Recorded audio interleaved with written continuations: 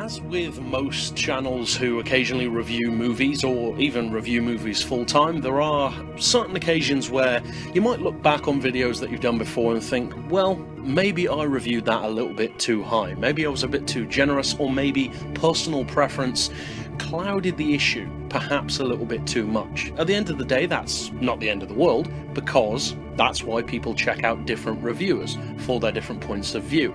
But in the particular case of the predecessor of this movie, the 1990 two-part TV miniseries of Stephen King's It, I do believe that I scored it a little bit too high. I gave it a 4.5 out of 5, which is among the highest that I've done. It's not the highest, that is still Oldboy at the point of releasing this video, but I did put that on par with movies like Logan. And I know a lot of people wouldn't agree with that, especially taking into account the second half of the miniseries, which is almost universally not liked that much. Now personally, I actually love both parts of it. I love it as a whole, and I think that you cannot have a good story out of that without the second part. I would never recommend to someone only watching the first half, because it's just not the full story. Now, could it have been carried out better? Yes, of course it could. That's why I didn't give it a full 5. As I've said before, I don't believe any movie is perfect. Now, that being said, I do feel that in particular, I gave the story in that review way too high a score. In comparison to the scores that I've given since then, it was too high. I gave it a full 10 out of 10, and it didn't deserve that. Not that it's a bad story, and not that it's carried out in a bad way. I do still really enjoy it, but it was too high. In retrospect, comparing it to the movies that I've done since, I think I'd be more comfortable with a 7. So not a massive drop. That means that I'd still give it a 4.2 overall, but that would be more accurate. That's still on par with the score that I gave to movies like Alien. Again, some people definitely wouldn't agree with that, but that's my take on it. Now this movie, of course, I had huge expectations for. It's one of my most anticipated movies for the year, maybe even my number one most anticipated, Stephen King's It. For those who don't know, and this isn't really a spoiler to anyone who knows anything about It and the lore behind it, this is part 1. Now, it says that in the movie, of course, chapter 1 and chapter 2, I believe, even before this one came out, was already announced that it was gonna come. Still though, when I went on release date here in the UK, there were some gasps in the audience when they realised that there was a chapter 2. So that seems kind of strange to me. I guess those people have been living under a rock somewhere, have never heard of the book, never seen the miniseries.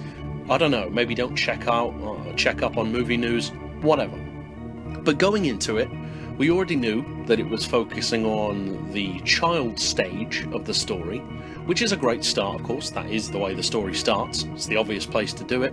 And after all, that is the half of the original miniseries that a lot of people liked the most. So you've kind of got the deck stacked in your favour straight off the bat. At the same time, though, in a similar way to Heath Ledger's Joker, with the existing portrayal of the Joker from Jack Nicholson being such a high bar, that people didn't want to like the new Joker.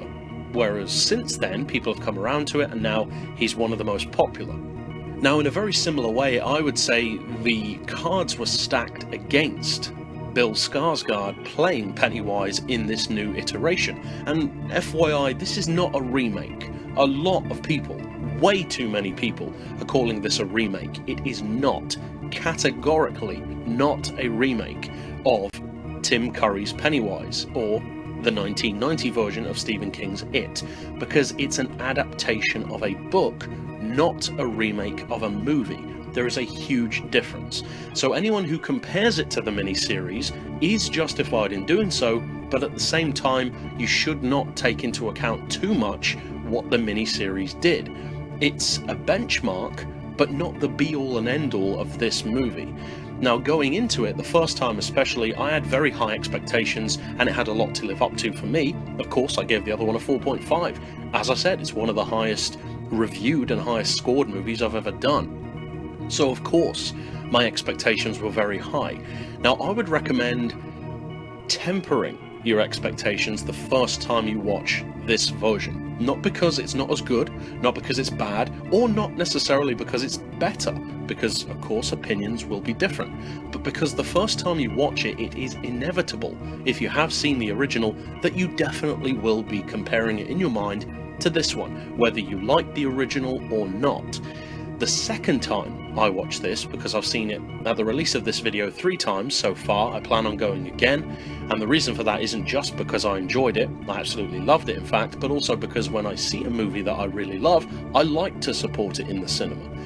But the second time I watched it in particular was so much more enjoyable than the first time, not because it got any better or because it was difficult to understand, but because 2 things in particular were different.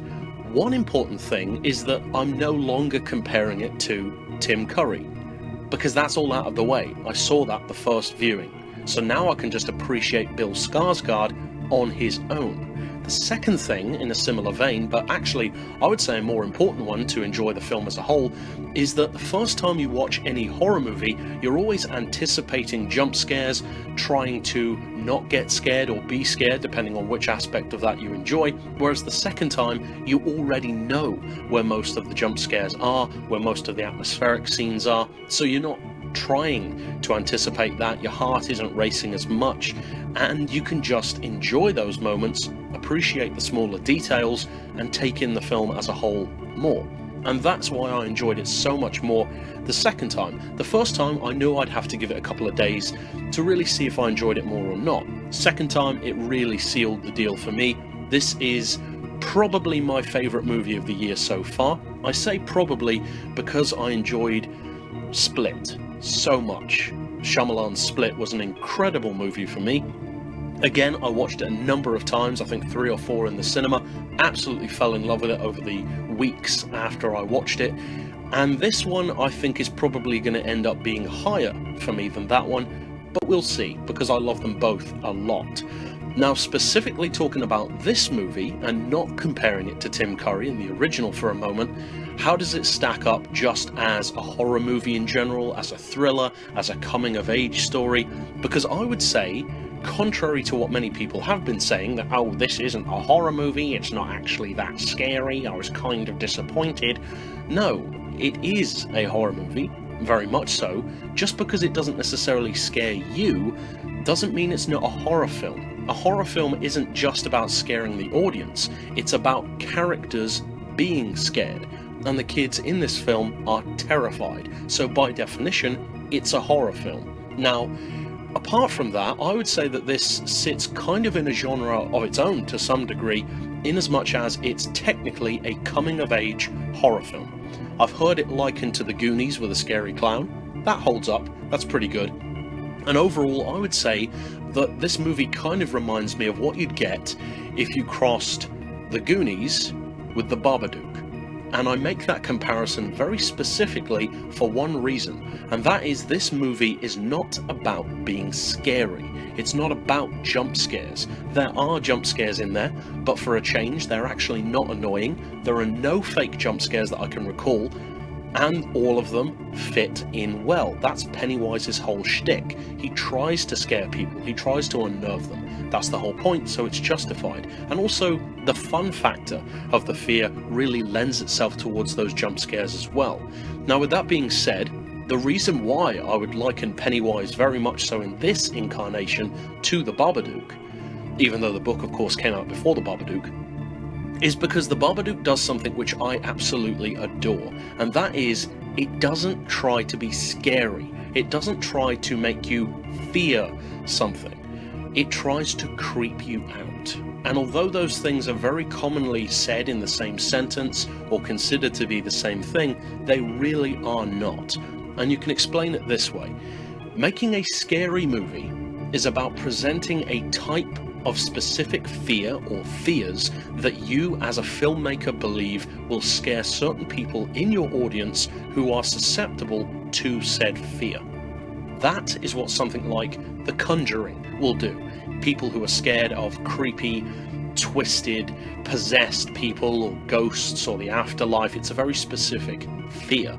This movie will do that to certain people who are, for instance, scared of clowns. But that's not the point. He only happens to be a clown. He could have been anything, just like the Babadook could be. The difference with making a creepy movie is, instead of trying to scare someone or telling them what they should be scared of, making a creepy movie is more about an entire environment, because creepiness is a feeling, it's not a specific emotion. Because the beauty of a creepy movie is it doesn't tell you what you should be scared of, it gives you an environment where your own mind can make you creeped out and can play on whatever is already affecting you, has affected you in the past, or is just something that gets to you. That is brilliant as far as I'm concerned. I love that in the Babadook, I love that in this movie, and a number of other creepy films as well. And the beauty of creepy is it doesn't necessarily even need to be in a horror film. You could have a thriller with some creepy moments. Now, I would say that this is definitely a masterclass at creepiness. There are some jump scares, but the problem is people as a whole have been desensitized to jump scares, whereas creepiness is something which people don't like to admit. People like to think that they're tough, that nothing scares them. That's just the way the community is now when it comes to horror, because it is an oversaturated market. With creepiness though, creepiness is almost a more base feeling, something more animalistic than raw fear, because creepiness gets under your skin. And that is what I would say movies like the Babadook and this one do so well. It doesn't necessarily keep you up at night, but it gives you this tense, thick, dense atmosphere in the cinema amongst the crowd. And I noticed very specifically that on the 3 occasions that I watched this movie so far, not just specific people in the viewing audience, but the entire audience in the cinema reacted differently as a group to the movie, almost as if everyone in the crowd was picking up on the same social cues from the movie at different times. The first time I watched it, everyone was laughing at the same points, everyone was jumping or laughing nervously at the same points. The second time I watched it, it was entirely different. Totally different reactions to the exact same film. You don't get that from a scary movie, because a jump scare is designed to have the same effect on everyone, whereas creepiness doesn't. Creepiness depends on the person, depends on the audience, and that's great because it means it can affect more people. And to me, I never go into a scary movie to be scared. I know a lot of people do, but that's never really applied to me. I'm far too desensitized for that. What I go to a movie like this for is to actually appreciate horror, to appreciate a good monster, to appreciate fantastic, horrific acting, and stuff like that doesn't scare me. I love it. And I don't love the fear because I don't find it scary, I find it joyous. And I know not everyone is like that. Some people do go to be scared, and if you're going to be scared, if you're scared of clowns, if you're scared easily, it will definitely scare you if you are scared of clowns. And it was great for that kind of thing. In some ways, it kind of reminded me, understandably, of Eli Roth's Clown, which I've also reviewed on this channel. I'll put a link to it at the end of this video in the playlist section there. But that movie has a fairly similar concept. It's a lower budget, it's not as well known, and it's not as good, but it is very good in its own way. And this movie is definitely centered around Pennywise more than anything else. But at the same time, it's not as centered around Pennywise as the 1990 version was, if that makes sense. Because the 1990 version, as great as the casting was, is entirely dependent on Pennywise. Whereas in this movie, even though Pennywise does steal the show, it's not just dependent on him, because the kids and the casting and the chemistry is so good that even if Pennywise hadn't been as good as he is, it would have still worked. Because that's the thing about great horror. If you think of the greatest horror movies of all time, stuff like Alien, The Thing, The Babadook, they all have fantastic characters.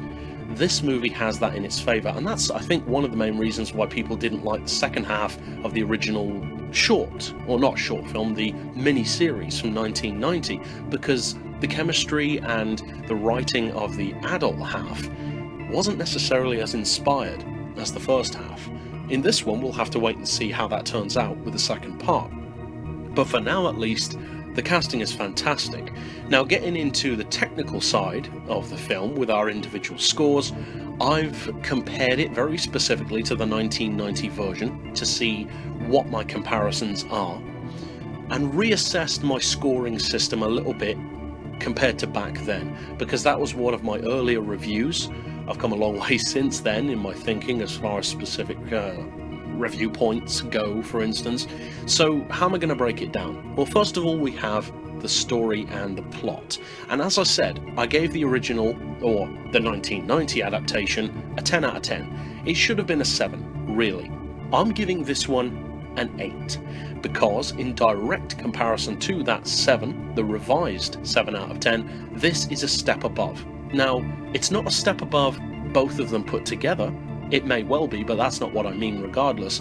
I mean this version compared to the first half of the 1990 version is a step up. If you liked the 1990 version, I'd say there's a 99% chance you will love this one. With that being said, the third time I watched this a couple of days ago, an earlier showing was leaving the cinema as I was preparing to go in, and there was, I don't know, a 15, 16-year-old kid with a group of his friends who came out and deliberately said, as loud as he could, "If anyone's going in to see it, I recommend you get your money back, because it's just a rehash of the original." And the poor guy didn't understand how stupid he looked, because clearly he didn't get it. It's not supposed to be like the original, because both are based on a book. But it's his loss, so different people will of course react differently, and some people won't be able to get past the nostalgia. For me, I didn't see the original as a kid anyway, so it never scared me in that way. I saw the first one probably when I was about 19 or 20, and I just appreciated it for what it was. For those who did see it as a child, especially closer to 1990, of course that would be entirely different for you. That would be like somebody remaking, for instance, a shot-for-shot remake of the original Star Wars for some people. It's not that you're closed-minded to it, it would just be very difficult to overcome the nostalgia. So for some people, that could be an issue. For me, it wasn't. I love the original, I love this one, both of them are great. I would say this one is better, but I think the other one was a product of its time, just like this one is, and there are certain things that they do in this version which you could have never done back then anyway. Now, that's it for the story and plot, so what about the characters? Well, this is a way which I am going to keep the scores very high. I'm giving it a full 10, because as I said just now, the original had a fantastic Pennywise and pretty good casting for the rest of the people. Not perfect, but very good. This one I think is perfect. I loved every person in the film. Even the people who are not likable are just really well cast in the role. There were certain things done with certain characters that some people didn't like in comparison to the book or in comparison to the miniseries.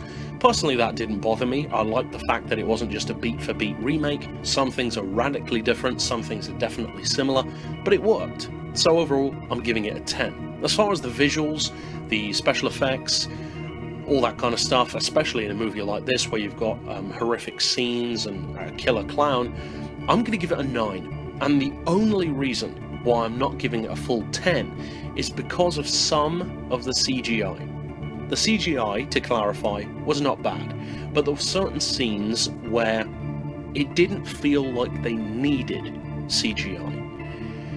And I don't want to spoil any specific ones, but the first time I watched it, I noticed very early on in the movie, with the iconic opening sequence, that some CGI is used, and the CGI stands out a lot.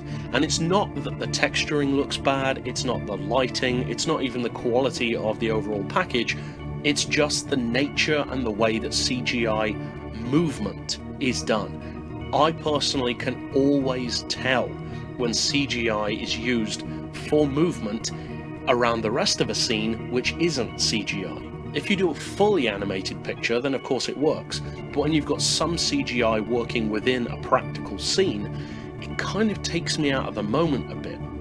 Now, some of the things that Pennywise does in this film necessitated CGI, and that's kind of one of the reasons as well why I'm not giving it a full 10, because those moments where it was a necessity were done amazingly well.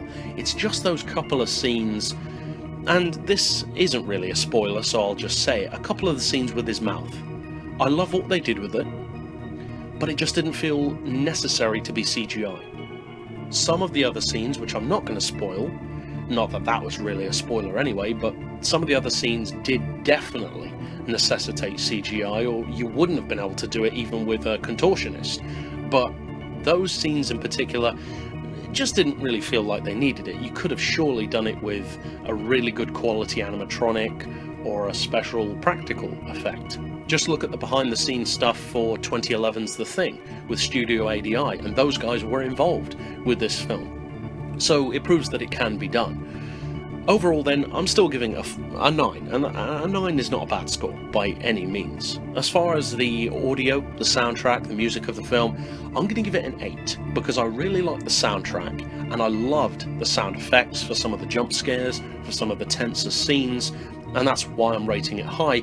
But at the same time, I only noticed the soundtrack as such at the opening of the film, really for the credit sequence. Beyond that, I found that the music went kind of to the background, and the visuals, especially when Pennywise is on screen, dominated much more.